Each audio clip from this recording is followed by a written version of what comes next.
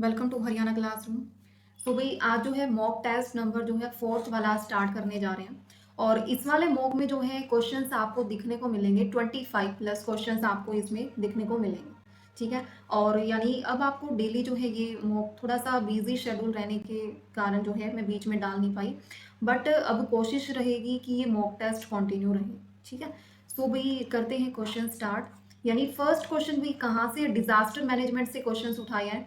आपको जो है क्या करना है, जैसे जैसे मैं क्वेश्चंस बोलती जा रही हूँ आपको साथ के साथ आंसर जो है अपने माइंड में सोच लेना है और फिर अपना अंदाजा लगा लेना कि आपके कितने राइट हो रहे हैं कितने रॉन्ग हो रहे हैं। ठीक है। सो भाई फर्स्ट क्वेश्चन देखिए। यानी इसमें बोला गया है कि India receive about what percent rainfall during June से लेकर सितंबर तक। सो कितने परसेंट है भाई इसमें। देखिए अब मैं आंसर आपको बताने जा रही हूँ कि इसका जो परसेंट होगा कितना होगा भाई, आंसर हो जाएगा डी यानी 85%। सो 85% भाई क्या है कि भारत में लगभग 85% जो है, जो वार्षिक वर्षा जो होती है ना जून से लेके सितंबर के बीच में होती है। और भाई इसको जो बोला गया है during the south west monsoon बोला गया है। एंड ये जो होता है ना भाई एग्रीकल्चर के लिए क्रूशियल पीरियड होता है, क्योंकि इस टाइम पे जो ये बारिश होती है ना, ये रेनफॉल होती है, तो बहुत ही क्रूशियल टाइम माना गया है इसको। सो इस वजह से जो है ये होती है। ठीक है। सो आंसर हो जाएगा ये। नेक्स्ट क्वेश्चन भाई, अब इसमें सूरत में प्लेग की महामारी कब फैली थी। सो इसका भी आंसर बत देखो, फटाफट माइंड में आ जाना चाहिए कि क्या आंसर इसका होना चाहिए। सो आंसर हो जाएगा भाई ऑप्शन नंबर सी यानी 1994 जो है इसका आंसर हो जाएगा। एंड ये जो है सूरत में ये वाला प्लेग जो है वो हुआ था 1994 में, ये वाला हुआ था। एंड भाई इसमें जो है गुजरात के अंदर जो है था ये, जिसके कारण क्या हुआ था, बहुत ही पैनिक और माइग्रेशन हुआ था। मीन्स माइग्रेशन भी बहुत ज्यादा हुआ था, लोग बहुत जाने लगे थे इस बीमारी को देख के। तो ये हुआ था भाई 1994 में। उसके बाद नेक्स्ट क्वेश्चन कि क्या है, which disaster is a slow. Slow कौन सा है भाई इनमें से, भूकंप है, सुनामी है, सूखा है, या चक्रवात है, या कौन सा है इसमें से। तो भाई इसमें से जो सूखा है ना, क्योंकि ये वाला जो होता है डिजास्टर, ये इसका थोड़ा धीरे धीरे इसका प्रोसेस जो है स्टार्ट होता है धीरे धीरे। और वो कब होता है, जब बारिश की कमी हो जाती है, सो उसके कारण जो है ये सूखा पड़ता है और ये बहुत जो है स्लोली इसका प्रोसेस होता है। सो नेक्स्ट क्वेश्चन भी क्या है, drop cover hold is a safety major for. ये जो है किसके लिए सेफ्टी मेजर है भाई, बताना किसके लिए सेफ्टी मेजर है ये। क्वेश्चन नंबर 4 यानी ये जो है अर्थक्वेक के लिए ये सेफ्टी मेजर है, जिसमें ये बोला गया है कि ड्रॉप कवर होल्ड, यानी इसमें जो है क्या है कि आपको ना क्या करना है, किसी भी मेज के नीचे अगर अर्थक्वेक वगैरह आ जाता है, किसी मेज आदि के नीचे शरण ले सकते हैं, उसे पकड़ कर रखें, यानी कोई भी जमीन पर बैठ जाए, है ना। तो ये सारी चीजें। उसके बाद क्या है नेक्स्ट, इसमें से क्या है कि कौन सी state is highly vulnerable to cyclones. ये बोला है संवेदनशील जो है कौन सी है अत्यधिक ज्यादा। सो इसमें भाई कौन सी है, उड़ीसा जो है वो इसमें जो है क्या है, ज्यादा संवेदनशील है। और ये कहाँ पे है भाई, ये जो है बे ऑफ बंगाल कोस्ट जो है ना, यानी बंगाल की खाड़ी उसके तट पर जो है ये क्या है, वहां पे लाई करती है ये। और बहुत सारे जो है जो साइक्लोन्स होते हैं उनका ये सामना करती है। ठीक है। सो क्या है यहाँ पे आप लिख भी सकते हो, क्या है भाई, बे ऑफ बंगाल। ठीक है, कोस्ट। उसके बाद नेक्स्ट क्वेश्चन, अपने आंसर साथ के साथ मैच करते जाओ और अपने माइंड में सोचते जाओ कि आपको कितने क्वेश्चंस आते हैं इसमें से।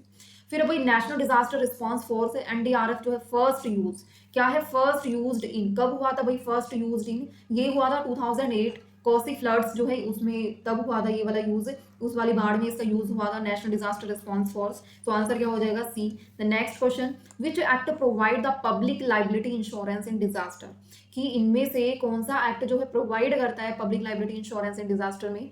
सो आंसर हो जाएगा भाई इसमें इन्वायरमेंटल प्रोटेक्शन एक्ट तो होगा नहीं, पेप्रीज एक्ट भी नहीं होगा, एनजीटी एक्ट 2010 भी नहीं होगा। सो इसमें एक्ट हो जाएगा public liability insurance act 1991। So answer हो जाएगा ये। उसके बाद नेक्स्ट क्वेश्चन कि इसमें से कौन सा फ्रेमवर्क जो है introduce the concept of build black back better. ठीक है, ये बोला गया है बिल्ड बैक बेटर की अवधारणा जो है किस कौन सी जो है फ्रेमवर्क के द्वारा इंट्रोड्यूस की गई। अभी बताइए कौन सा हो सकता है इसमें से, आपको पता ही चल गया होगा कौन सा है इसमें से। मैं अभी आंसर भी बता देती हूँ क्या होगा इसका आंसर। सो इसका आंसर हो जाएगा भाई सेंडाई जो फ्रेमवर्क जो है ये वाला इसका आंसर हो जाएगा। एंड इसका जो टारगेट है 2015 से लेके 2030 तक जो है इसका टारगेट है। ठीक है। सो ये है। और इसमें कोई भी अगर डिजास्टर्स आ जाते हैं, आफ्टर डिजास्टर इस दोबारा इंफ्रास्ट्रक्चर में रीबिल्डिंग करना, है ना, तो उन सारी चीज़ों में ये हेल्प करता है। उसके बाद नेक्स्ट क्वेश्चन क्या है, epidemic disease act was passed in कब हुआ था, ये बताइए। महामारी जो रोग है वो कब हुआ था पास, वो हुआ था भाई, कब हुआ था, 1897 में। कब हुआ था, 1897 में हुआ था। उसके बाद जो है आपको हेडक्वार्टर बताना है कहाँ पे जो है national institute of disaster management का जो है कहाँ पे लोकेट करता है, कहाँ पे लोकेट करता है भाई, आंसर हो जाएगा option number C, new Delhi, इसका आंसर हो जाएगा। उसके बाद नेक्स्ट ये है रूरल मार्केटिंग के क्वेश्चंस, यहाँ से इंपॉर्टेंट है भाई, ध्यान से करते जाओ और अपना एनालिसिस प्रॉपर करते जाओ, कितने आपके रॉन्ग हो रहे हैं, कितना क्या प्रोसेस है। अब देखिए इस वाले क्वेश्चंस में बताना है कि कौन सा ग्रामीण बाजार विभाजन जो है जनसांख्यिकीय आधार नहीं है, demographic basis of rural market segmentation नहीं है। डेमोग्राफिक में क्या बताया था, इनकम से रिलेटेड, ऑक्यूपेशन से रिलेटेड और एज वगैरह, ये सारे ही क्या है भाई, डेमोग्राफिक बेसिस है। बट इसमें जो बच गया ये वाला लाइफस्टाइल जो है, ये क्या है भाई, लाइफस्टाइल जो है साइकोग्राफिक है, नॉट डेमोग्राफिक। क्या है, साइकोग्राफिक है, यानी जीवन शैली मनोवैज्ञानिक आधार है। कौन सा आधार है, मनोवैज्ञानिक आधार है, ये वाला डेमोग्राफिक नहीं है। सो आंसर हो जाएगा डी। नेक्स्ट क्वेश्चन, नेक्स्ट में जो है भाई स्कैटर्ड पॉपुलेशन, अगर जो है जनसंख्या जो है वो बिखरी हुई है, स्कैटर्ड है, so mainly create which type of challenge, किस टाइप का चैलेंज जो है वो क्रिएट करती है। सो भाई देखो अगर पॉपुलेशन, ये पॉपुलेशन है, गांव की जो पॉपुलेशन है इधर उधर बिखरी पड़ी है, तो उससे क्या होगा, जो है जो सामान है वो पहुंचाने में उसमें तो दिक्कत होगी ना। सो इसमें आपको कौन सा ऑप्शन यहाँ पे दिखाई दे रहा है, ब्रांड डिफिकल्टी नहीं भाई, प्रोडक्ट की स्टैंडर्डाइजेशन या मीडिया सिलेक्शन प्रॉब्लम नहीं, इसमें डिस्ट्रीब्यूशन में दिक्कत आती है। सो आंसर नंबर बी हो जाएगा। उसके बाद नेक्स्ट क्वेश्चन, साइकोग्राफिक सेगमेंटेशन जो होती है भाई, जो है गांव के मार्केट जो है उसमें, सो साइकोग्राफिक यानी मनोवैज्ञानिक, इसमें क्या है भाई, जो सबसे पहला फोकस किस चीज पे रहता है इनका, एजुकेशन पे, लाइफस्टाइल पे, क्लाइमेट पे, लैंड होल्डिंग साइज पे। सो ये तो भाई जियोग्राफिक है, and education level related to, ये किससे हो जाएगा, डेमोग्राफिक, एंड क्लाइमेट कंडीशन ये भी जियोग्राफिक, एंड लाइफस्टाइल जो बच गया ये मनोवैज्ञानिक है। So option number C correct, values and lifestyle. उसके बाद नेक्स्ट क्वेश्चन क्या है भाई, इनमें से अपना साथ के साथ एनालिसिस करके चलो आपको कितने क्वेश्चंस आते हैं और कितने आपके मार्क्स बन रहे हैं, फिर कमेंट करना कितने क्या हो रहे हैं। अब कंटिन्यू रखेंगे भाई सीरीज को, थोड़ा सा शेड्यूल बिजी होने के कारण जो है मैं ये नहीं करवा पाई, बट अब इसको कंटिन्यू रखेंगे यूट्यूब पे, ठीक है। सो अब इसमें क्या है कि इनमें से which of the following is the major communication challenge, major communication, देखो कौन सा चैनल पूछा गया है, कम्युनिकेशन चैनल की बात की गई है, इसमें से कौन सा जो है मेजर कम्युनिकेशन चैलेंज जो है रूरल मार्केटिंग का वो है, इसमें से वही लिटरेसी रेट हुआ, या एक्सेसिव जो है डिजिटल पेनिट्रेशन हुआ, या ओवर एक्सपोजर टू एडवर्टाइजमेंट हुआ, ये सब तो हो नहीं सकता। बात हो रही है कम्युनिकेशन से रिलेटेड, एंड कम्युनिकेशन में बैरियर क्या आते हैं, रिलेटेड टू लैंग्वेज की डाइवर्सिटी, यानी भाषाई विविधता जो है वो अगर उसमें डिफरेंस है तो भाई कम्युनिकेशन में चैलेंज होने की दिक्कत है। सो आंसर नंबर सी हो जाएगा। उसके बाद क्या है, geographic segmentation in rural marketing में इंक्लूड, इसमें से किस चीज में इंक्लूड होता है। सो ऑप्शन नंबर क्या हो जाएगा भाई, कास्ट तो होगा नहीं, और क्या होगा इसमें, जो है बाइंग मोटिव्स भी नहीं होगा, ब्रांड लॉयल्टी भी नहीं होगी। सो रेनफॉल जो है पैटर्न वो इसका आंसर हो जाएगा जियोग्राफिक का। उसके बाद नेक्स्ट क्वेश्चन, नेक्स्ट देखिए भाई कौन सी स्टेटमेंट जो है बेस्ट एक्सप्लेन करती है चैलेंज, यानी चैलेंज कौन सा है, अगर लो पर कैपिटा इनकम जो है, यानी निम्न प्रति व्यक्ति आय जो है वो क्या है, कम है ना in rural marketing. So option number क्या हो जाएगा, ये चैलेंज है। सो किस ऑप्शन में ये चैलेंज वो हो रहा है, सो आप बताइए कौन से में हो रहा है ये वाला। फर्स्ट देखिए भाई ग्रामीण उपभोक्ता केवल विलासिता वस्तुएं पसंद करते नहीं, ये वाला ऑप्शन तो होगा ही नहीं, है ना, ये वाला ऑप्शन तो होगा ही नहीं, लग्जरी गुड्स कहाँ ही प्रेफर करेंगे वो जब लॉ पर कैपिटा इनकम ही लो है तो। फिर उसके बाद क्या है, अगर लॉ पर कैपिटा इनकम है तो उससे क्या हो जाएगा, जो परचेजिंग पावर है भाई वो क्या हो जाएगी, वो लिमिट्स हो जाएगी ना, क्योंकि इनकम ही कम है तो उनकी परचेजिंग पावर कम हो जाएगी, प्रोडक्ट्स को कम खरीद पाएंगे, जिससे क्या है प्रोडक्ट की प्राइसिंग स्ट्रेटेजी वगैरह है उन सारों पे क्या है अफेक्ट पड़ेगा। सो ऑप्शन नंबर ये सही है भाई। लास्ट के दो ऑप्शन और देख लो कि इसमें बोला गया है कि ये इंक्रीज करता है इंपल्स बाइंग बिहेवियर, नहीं भाई इंक्रीज कहाँ करेगा, इनकम ही लो पर कैपिटा वो। सो एलिमिनेट करता है need for market segmentation, wrong है। सो आंसर नंबर बी क्या हो जाएगा भाई, करेक्ट हो जाएगा। उसके बाद नेक्स्ट क्वेश्चन, नेक्स्ट क्वेश्चन क्या है, इकोनॉमिक्स के क्वेश्चन थे, अब करने वाले ऊपर वाले, अब करेंगे इकोनॉमिक्स के क्वेश्चन स्टार्ट। अब इसमें देखिए जो मूवमेंट है भाई, प्रोडक्शन पॉसिबिलिटी जो कर्व है, इसकी जो मूवमेंट है बोला गया है कि movement from one point two another on the same PPC indicates, किस चीज को इंडिकेट करता है ये।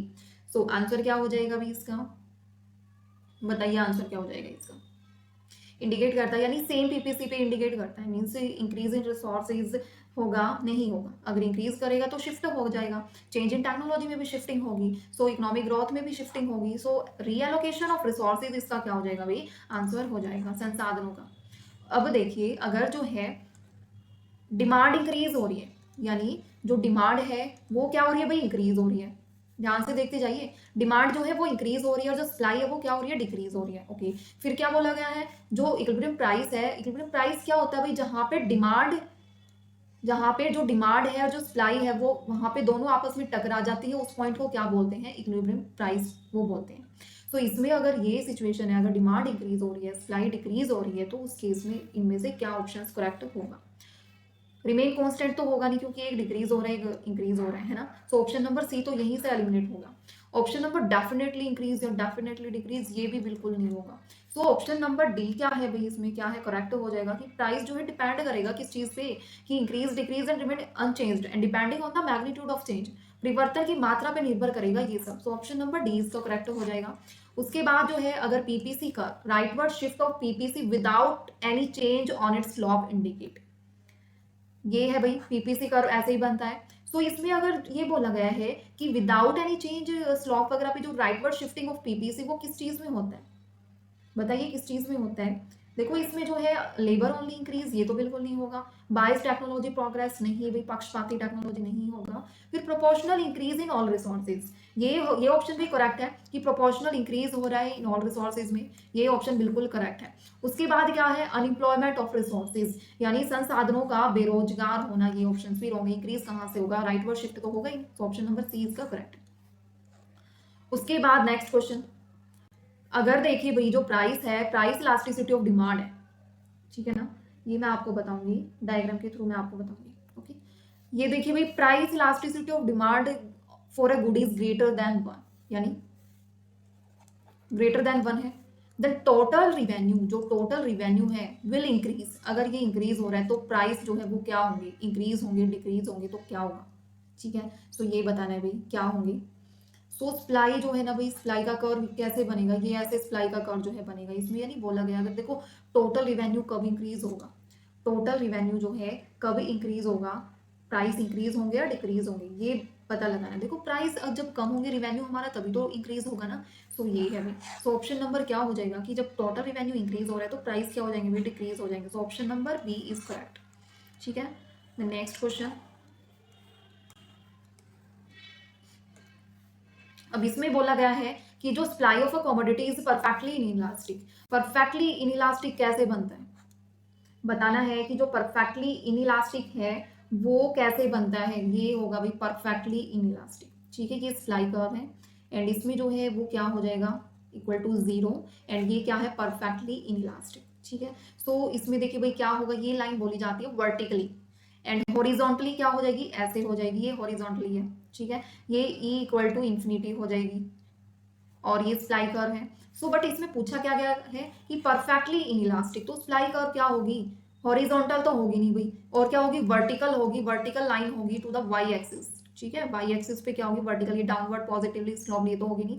सो ऑप्शन नंबर क्या हो जाएगा, बी इसका करेक्ट हो जाएगा। तो अब देखने वाले हैं कंप्यूटर के क्वेश्चन। फर्स्ट क्वेश्चन क्या हो जाएगा भाई कि इसमें से कौन सी मेमोरी का जो टाइप है वॉलेटाइल है। सो आंसर क्या हो जाएगा इसका, आंसर नंबर सी इसका जो है वो करेक्ट हो जाएगा। रैम जो है इसका रैंडम एक्सेस मेमोरी जो है इसका आंसर हो जाएगा। उसके बाद क्या है, इनमें से कौन सा फंक्शन जो है ऑपरेटिंग सिस्टम है। सो कौन सा है भाई, क्या काम होता है ऑपरेटिंग सिस्टम का, यानी कंपाइल करता है प्रोग्राम को, या manage hardware and software resources, या डिजाइन वेबसाइट, या to create databases. So answer क्या हो सकता है इसका, to manage hardware and software resources. उसके बाद क्या है, इनमें से कौन सा प्रोटोकॉल जो है प्राइमरी यूज किया जाता है for secure data transmission over the internet. So कौन सा किया जाता है इसमें से, तो ऑप्शन नंबर क्या है भाई, जो क्या किया जाता है, ट्रांसमिशन ओवर, यानी हाइपरटेक्स्ट ट्रांसफर प्रोटोकॉल जो है इसका ये आंसर हो जाएगा। ऑप्शन नंबर सी इसका करेक्ट हो जाएगा। उसके बाद नेक्स्ट क्वेश्चन क्या है कि इसमें से जो डाटाबेसेस मैनेजमेंट है, यानी एसक्यूएल की फुल फॉर्म बतानी है, यानी स्ट्रक्चर्ड क्वेरी लैंग्वेज जो है इसका आंसर हो जाएगा। उसके बाद नेक्स्ट क्वेश्चन क्या है कि इनमें से जो है एग्जांपल जो है सिस्टम सॉफ्टवेयर का एग्जांपल क्या है। तो सिस्टम सॉफ्टवेयर का एग्जांपल जो है विंडोज ऑपरेटिंग सिस्टम जो है इसका एग्जांपल हो जाएगा, ठीक है, ये करेक्ट है। अब देख लेते हैं भाई, दो क्वेश्चन मैंने जो है नंबर सीरीज के डाले हैं, मिसिंग नंबर सीरीज, और ये कोई भी एग्जाम हुआ यहाँ से क्वेश्चन भाई पूछे ही जाते हैं ना। अगर आप इस टाइप के क्वेश्चन की प्रैक्टिस कर लोगे तो उस टाइम का आपका जो टाइम है ना वो सेव हो जाएगा, आपके माइंड में खुद ही खुद जो है ये आएगा कि इसे ऐसे मल्टीप्लाई कर रखा है, ये प्लस कर रखा है, तो ये सीरीज ऐसे बनी हुई है, तो ये इस वजह से बेनिफिट है। अब इसमें आपको क्या दिख रहा है, अगर आप यहाँ पर डिफरेंस देखो, 4 का डिफरेंस दिख रहा है आपको,